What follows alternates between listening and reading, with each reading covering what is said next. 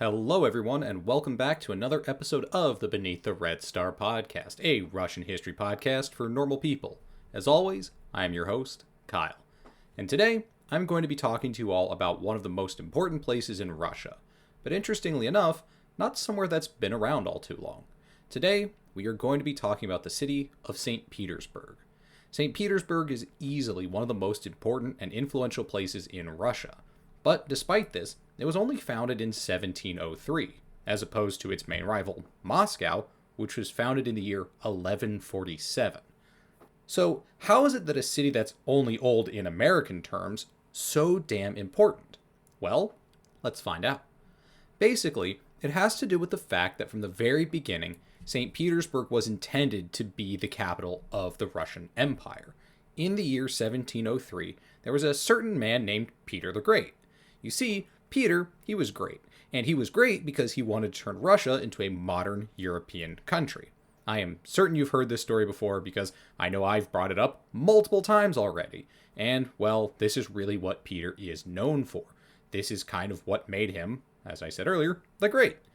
To be fair, every fucking Tsar and Tsarina wanted to turn Russia into a modern European country. But the actual great part comes in because, well, Peter actually kind of did a lot of that. One of the ways that he wanted to carry out this transformation was to make it easier for the Russian government to work with the rest of Europe and kind of sit at the table with these other European powers.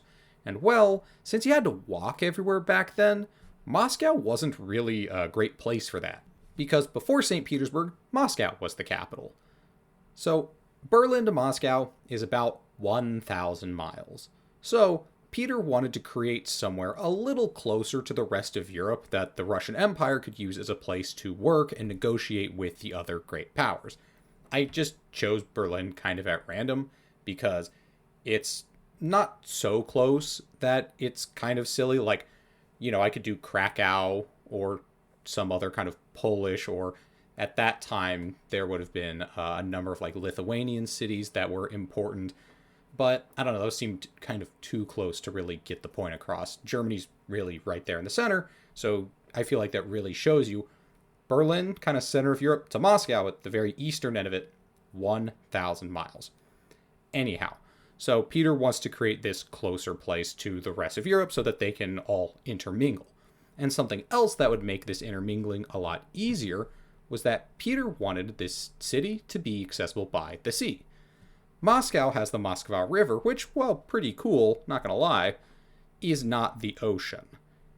Because at that time, everything that wasn't walked from place to place was sailed. This, the 1700s, is the golden age of sail.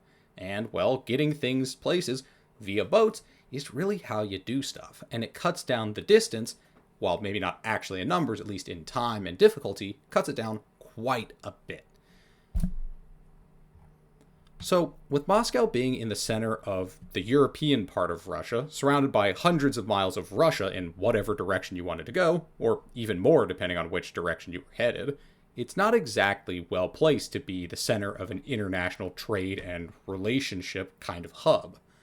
So, Peter needed a place to put this new capital that was accessible by the sea and close. Or, well, as close as you could get. Russia's never exactly gonna be close to the rest of Europe. Though, to be fair, they got it a lot closer. In 1700, Russia, Poland, Saxony, and Denmark-Norway would team up to absolutely fuck up Sweden. This was a time in history in which Sweden was a pretty big threat to anyone who happened to be hanging around in the northern, eastern, or central parts of Europe. I know, it's a little weird to think of Sweden as particularly scary, but if you were someone like Poland or Russia, they absolutely were. The Swedes were out trying to impose their will on the Baltics, and well, everyone decided that, hey, what if you don't? So, from 1700 to 1721, the alliance of Russia, Poland, Saxony, and Denmark-Norway went to war on curbing Sweden. This war is known either as the Great Northern War or as the Second Northern War. Ultimately, this would prove to be a pretty disastrous event for the Swedes. The Swedes would end up paying out a bunch of money and parting with territory all along the Baltic coast, basically all of what we consider to be the Baltics now. Most importantly for our story today, the Swedes ceded a bunch of territory along the Baltic coast to the Russians, particularly a piece of Karelia, that being a little chunk of Finland. This was the land on which St. Petersburg was built. Not would be built, but was built right then when they captured it. If you remember, back to the beginning of this episode, I said that St. Petersburg was founded in 1703, and that this war with Sweden started in 1700. And it didn't end in 1703, so, yep, that's right. The Russians took this territory during the war and just got to building, even before they had formally or officially been granted the territory. And also, even before they'd fully secured it. There was still a war going on, so this was totally fair game for the Swedes to come in and attack. So, since there was this active war going on at the time, the very first thing that was created in St. Petersburg was the Peter and Paul Fortress. The Peter and Paul Fortress is an absolutely insane place. It has walls that are like 30 feet thick, not joking. It was originally a functioning fort, but then ultimately would turn into a prison for political prisoners. And, fun fact, it has never been successfully besieged. The fort has never fallen from an outside attack. Of course, ultimately, the Soviets would take over and they would get control of the fort, but they never actually besieged it.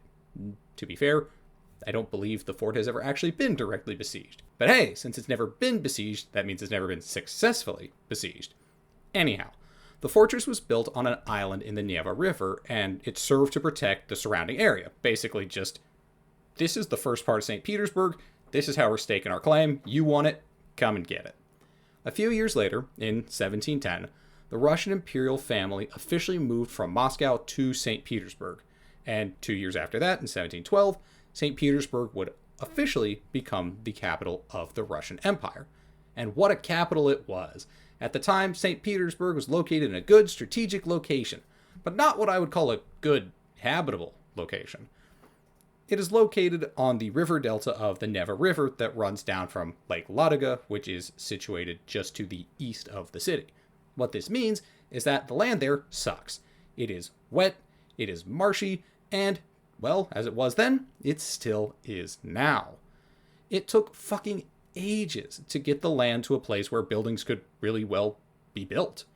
And since it's Russia we're talking about, and also this is the 1700s, this means the construction of the city was done at the cost of an unknown number of human lives, though it is likely in the hundreds, if not thousands.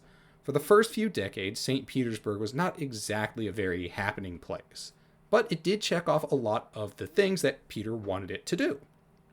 It was close to Europe, only about 800 miles from Berlin, though, while only 800, not 1,000, that 200 miles does make a very serious difference. So you got that going for it, and also, it's on the ocean. Yes, St. Petersburg is not a warm water port, so it certainly can and does freeze over, but during the warmer months, it is accessible by the sea, which means the city is open for business in a way that Moscow could never be. Being located on the coast was all cool and good and whatnot, but, as I was saying before, it had some very serious problems that needed to be worked around, because it's not just marshy and boggy because it's on a river, it's in a river delta. Think New Orleans. So, the water, that's problem numero uno. The Neva runs right through the city in a couple of places, and sometimes when it rains, the river would flood its banks. So, a number of canals were created to control the flooding and also to allow water-based travel throughout the city. Think Venice. In the current year of 2025, St. Petersburg is made up of 42 islands and contains 342 bridges. Jumping into the future a little bit here, the construction of bridges and canals in St. Petersburg was not something that got finished a long time ago. As recent as the 1980s, a massive 18-mile long dike and multiple canals were constructed to help control the water in the area. But back in the 1700s, things were slowly, starting to come together. In the 1740s, the Empress Elizabeth I was starting to turn St. Petersburg into less of a fetid hellhole filled with swamps, mosquitoes, and flooding, and into something that actually looked something like a capital. At this point, things were going well enough that the wooden buildings that had made up the early city were being replaced with stone ones in the European style of the day, Baroque. If you know anything about the city of St. Petersburg, you are probably familiar with the name Bartolomeo Rastrelli. This is because he designed and built a number of the Western-style buildings in the city, including, but not limited to, the new Winter Palace, which, if you remember our Winter Palace episode, you probably remember that name Rastrelli. But if you haven't, you should go back and listen to that. But anyhow, all you need to know about that for today's topic is that there were multiple winter palaces, or well, multiple iterations of it. But at the point we're talking about right now, Rastrelli is building his version, which is the version we're familiar with today. By the mid-1700s, St. Petersburg was really shaping up to be everything that Peter kind of was expecting and hoping for it to be. It was a proper capital of the Russian Empire, and it was, as Peter called it, a window to the West. Basically, it is a place that people from Russia could go to look at what Western Europe is supposed to look like, both kind of in the sense of we're going to look at the buildings and we're going to kind of take in Western art and Western literature and Western things that are being brought into the city, but also it is a place where Russians can mingle with Westerners. This is a large port of call, and it is where a lot of the folks who are coming in from Western Europe to do trade, and of course, since it's the capital, to work with the government, that they're doing this. So Russians could come there and see how the Europeans do things. But for the rest of the 1700s, and honestly for the most part through the 1800s as well, things were pretty quiet in St. Petersburg. Despite its close proximity to the coast, and much closer proximity than the rest of the country for the most part to Europe, it was not common for St. Petersburg to ever really be threatened. In fact, the city has actually never been occupied. Again, if you want to count the Russian Revolution, yes, the Bolsheviks of course ended up occupying the entire country, and that started in St. Petersburg, but an outside army has never actually successfully besieged and taken the city. During Napoleon's invasion of Russia in 1812, he never actually attacked St. Petersburg. Instead, he opted to focus on Moscow, which he ultimately burned to the ground. St. Petersburg continued to grow, and it really did become everything Peter had wanted. International companies were bringing their regional headquarters there. St. Petersburg was the nerve center of the country, and even Peter's beloved navy was based out of St. Petersburg. Things would carry on pretty much uninterrupted like this until the early 1900s, when war were declared. In 1914, Russia, along with anyone who was anyone in Europe, got sucked into World War I, and spent the next 3 years going completely ballistic and then falling apart. But the Tsar didn't exactly know that just quite yet. Shortly after the war began, anti-German sentiment went absolutely through the roof all throughout Russia. Anything with ties to Germany or that had a German name or anything that you could vaguely tie to Germany was seen as unpatriotic and wrong. Well, there's just one issue here. St. Petersburg is not a Russian name. That's Germanic as hell. Petersburg in German meaning Peter's city. And the Tsar's government, well, they were well aware of that. So they changed the name to Petrograd. It means the same thing, Petrograd, meaning the city of Peter. Pyotr's city, basically. Anyhow, means the same thing, it's just in Russian. This would prove to be the shortest name the city would ever have. That's because in 1917, the Russian government would be overthrown and the Tsar would be deposed. Oops. For those of you who are unaware, the Russian Revolution was actually made up of 2 revolutions, that being the February and October revolutions. Right now, in the first part of 1917, where the Tsarist government is removed, this is going to be the February Revolution. In this one, power was seized by a transitional government that included a broad swath of Russian liberals, socialists, communists, and even some conservatives. St. Petersburg at the time was really the only place in large open revolt. There were certainly hot spots that were going around, but for the most part, the rest of the country more or less grouped around the provisional government and listened to what it had to say. So much so that, well, even the army did. But that is a story for a different day. But in St. Petersburg, there was a lot of agitation, particularly by a certain faction known as the Bolsheviks.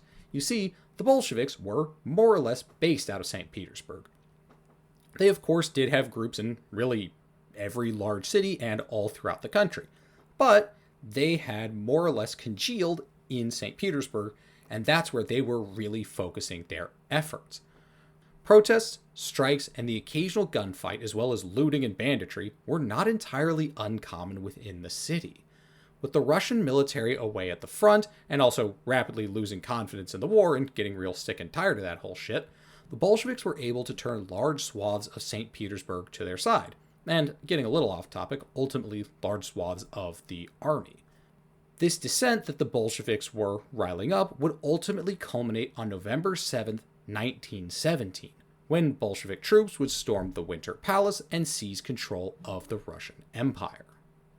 And real quick, a note on dates. You probably heard me say that there were two revolutions, that one of them was the October Revolution, and then you're probably thinking, wait a minute, you just said this revolution here took place in November. Yes, that is correct. This is because the Russians used a different calendar system back then. You'll often see it abbreviated as OS, or Old Style. Under the Bolsheviks, this was ultimately changed over to the standard calendar system that we in the West are used to. But at that time, they did still use that old system, which means that it was actually October by Russian calendars when this happened, even though nowadays and throughout the rest of the world, it is in November. But anyhow, now in control of Petrograd, the Bolshevik leadership would basically almost immediately leave it behind for Moscow. Now, why would they do this? It doesn't make a whole lot of sense to just jump ship. The Winter Palace, all of its treasures, and all of the administrative organs of the Russian Empire were right there in Petrograd, and so are you. So why leave? Well, remember that whole World War I thing? Well, yeah, that wasn't over yet. And while the Russians were busy shooting at each other and seizing winter palaces at home, the Germans were pretty much taking whatever they could on the Eastern Front. There was not a whole lot of Russian resistance, so the Germans were kind of just scooping up anything that they could take. And ultimately, the Germans would get close enough to actually threaten to take over Petrograd. So, the Bolsheviks decided they were not going to hang around there for long. They did not want to see how close the Germans were willing or able to get. Interestingly enough, the provisional government, before it was ultimately overthrown by the Bolsheviks, had also planned to flee from Moscow as well. Their original plan was to head to Moscow in the fall of 1917. Seems a little familiar, huh? Well, unfortunately for them, they got caught up in a little something else that was sprung on them and got a little distracted. So, in the March of 1918, the Soviet government would ultimately depart from Petrograd to the safe interior of Moscow. This operation had to be carried out very carefully and with the utmost secrecy. This was for three reasons. One, World War I was still on, and they don't need the Germans getting involved with all this. Two, the Bolsheviks did not have very strong control outside of pretty much Moscow and St. Petersburg, or Petrograd. The countryside was still very much so up for grabs. So there were a lot of folks who didn't like the Bolsheviks, who didn't recognize their authority, or who wanted to seize power for themselves, who might be interested in attacking or delaying a big convoy of important Bolsheviks. And lastly, number three, they didn't want to cause panic amongst the people of Petrograd. It's really not a good look when the people in charge say, all right, y'all, goodbye, y'all have fun, and you can deal with the Germans, we'll see you later. That's pretty bad for morale, especially when you are the brand new government. Only after they had already left did the Bolshevik newspaper Pravda say that the Soviet government had picked up stakes. According to Pravda, the Soviet government had left for Moscow to participate in the All-Russian Soviet Congress, something that must still be going on to this very day because the government never came back. On March 12, 1918, Moscow was made the official capital of the new Soviet Union. Under Soviet control, Petrograd continued to basically do the same thing as it had before, but just not as the capital. The main differences, other than, not being the capital anymore, would be that all of the cathedrals and palaces that had once littered the place under the Tsar would be turned into museums and into different government offices for the new administration. In 1924, Petrograd would undergo its second name change. In the commemoration of Lenin's recent death, the Soviet government would change the city's name to Leningrad. Leningrad was the second largest city of the Soviet Union after Moscow, and continued to be a massive cultural and economic hub. This is precisely why, in 1941, the invading Nazis and their allies would put the city under siege. The siege, or it is more commonly known, the blockade of Leningrad, is one of the most important and remembered events in the city's history. Not the least of which, because for all of the important events, it's relatively recent. The Nazis and their allies surrounded the city on two sides, from the north and south, kind of sandwiching the city in between. To the west was the Gulf of Finland, and, well, the Russian Navy's never exactly been anything to look at, so they weren't going to come swooping in and saving them. And to the east was Lake Ladoga. The city would ultimately be under siege for 872 days, from 1940 to 1944. The city would be constantly bombarded pretty much the entire time. The entire city was mobilized to defend itself in whatever way possible. Soldiers manned trenches outside of the city to hold off the Germans and their allies. Civilians dug battlements, tended to the wounded, put out fires, and even painted the golden domes of the cathedrals to make them harder targets for German artillery and bombers. For almost the entire blockade, the city was practically cut off. The only way that the Soviet government was able to actually get supplies and people into Leningrad was through Lake Ladoga. During the summer, barges would ferry supplies into the city, but during the winter, kind of more famously, the defenders would rely on trucks driving over the frozen lake. This would be memorialized with the name the Road of Life. This was about as dangerous as it sounds, because driving trucks on ice on a good day already has a number of potential issues. Now, imagine doing that while some asshole in an airplane is trying to kill you. But the Soviet government was determined to not let the city fall, and the people of Leningrad were pretty much determined to do the same. So, the government made sure that Leningrad would be supplied however it could. And well, they did it. While things in Leningrad were never good, they ultimately did get better. Of course, ultimately the siege would be lifted, but after it was all said and done, damn, things were bad. Of the roughly 3.2 million people that had lived in Leningrad before the war, about half were dead. The city had been pretty thoroughly bombarded, but it wasn't gone. It took about 10 years, but ultimately the Soviets were able to rebuild the city back to what it had once been. But they left some superficial damage on a number of buildings to serve as a reminder of what had happened, which I think is honestly a really interesting way of preserving history. If you ever get the opportunity to go to St. Petersburg, something I don't recommend right now in the year 2026, but if you do ever get that chance, it's very interesting because you can see it. There are a number of buildings there that have bullet holes in them, that have chunks missing, that have gashes, and, well, it really speaks to the history of the place. Anyhow, after this, Leningrad went back to being basically what it always had been. It was the Los Angeles to Moscow's New York. It was the more liberal, more fun major city. All of the Soviets were still very strict with their control, of course. As the Soviet Union began to wind down and ultimately collapse, the city fell into a state of disrepair. Basic civil functions stopped working, and the buildings and roads started to, well, kind of fall apart. But once Russia started to stabilize again under the Russian Federation, particularly in the 2000s, things started to normalize and a lot of repairs were being made on the city. Though, I can attest to this firsthand, there is plenty that got left untouched, and the city still needs quite a bit of TLC.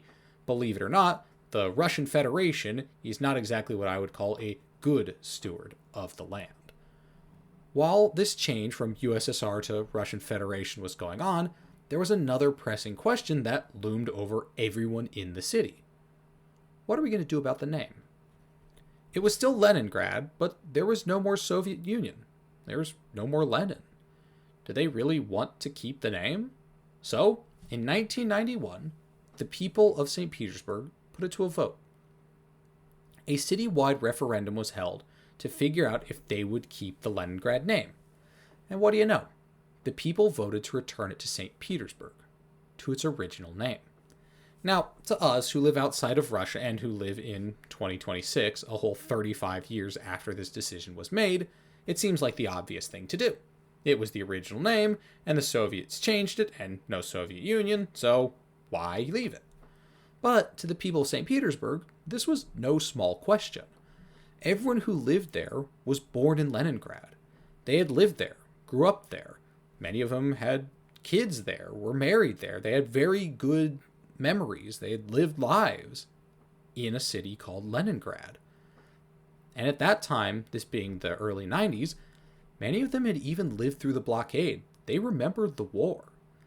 The name Leningrad had been through a lot with these people, and to change it was no mean feat. As well, for the government, this was no small task. Everything from passports to driver's licenses to addresses on the buildings, these would all need to be changed. And in a time when the Russian Federation was fighting just to keep the lights on, this was a bit much to be thinking about. But the people of then Leningrad, and now St. Petersburg, had spoken. And so it was then, and so it is now. There's something so poignantly thematic about that. In a time in which Russia was changing its identity for the third time in a century, of course it would be the city that was, from its conception, designed to be on the forefront of things, that would change its name for the third time, just as the country had changed its identity so many times. Nowadays, St. Petersburg really is the LA of Russia. It is a massive cultural hub that is generally known as much more lively and cosmopolitan than the old, traditional, arguably stodgy Moscow. It is a very unique place filled with Russia's recent past and its aspirations for the future. Again, it's not an old city, but it captures much of Russia's spirit, particularly its constant, unbending, and often bumpy and violent attempts to modernize and westernize. To me, one of the most striking things about St. Petersburg is that you can really feel this struggle in the city. Just being there, you can see it in the way that the city is laid out, in the way that the buildings look, and just by looking at what buildings there are. One of my favorite examples of this is that you can so clearly tell the three eras of St. Petersburg's history just by looking around on any given street. The first era of St. Petersburg is the imperial one. Most of the buildings from this time were built in the 17 and 1800s, and, well, they look it. They aren't as tall, they are oftentimes colorfully painted and have ornate decorations on them, and would look right at home in kind of any other European city of that vintage. The second era is the Soviet.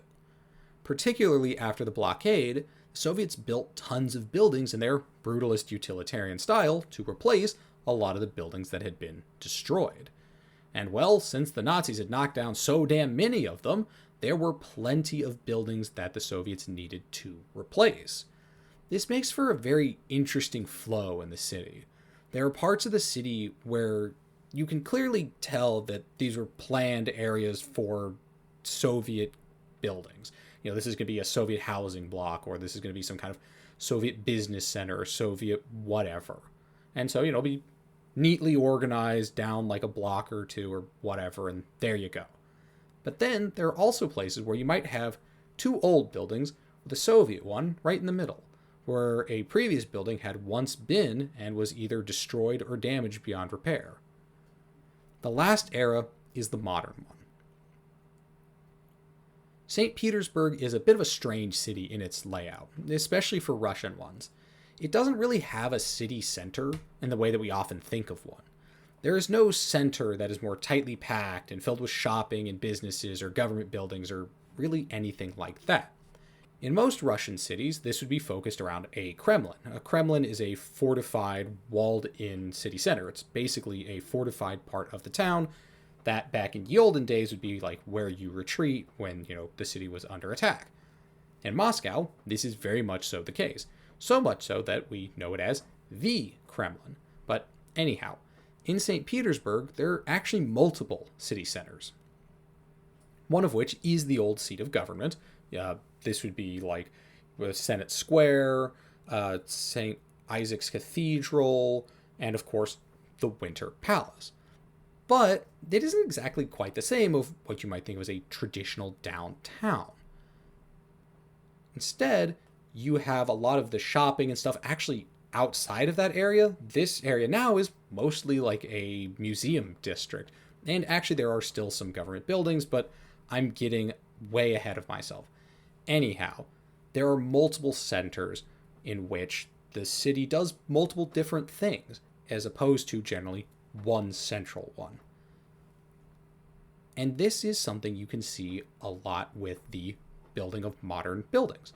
Unlike a normal city in which skyscrapers tend to be at the middle and your kind of downtown area, St. Petersburg has its big, glossy, modern buildings, for the most part anyways, at the edge of the city and away from its heart. Actually, it's very kind of interesting. You can stand in most places of the city, as long as the buildings aren't too tall, and look out, and you can see these large, looming glass buildings.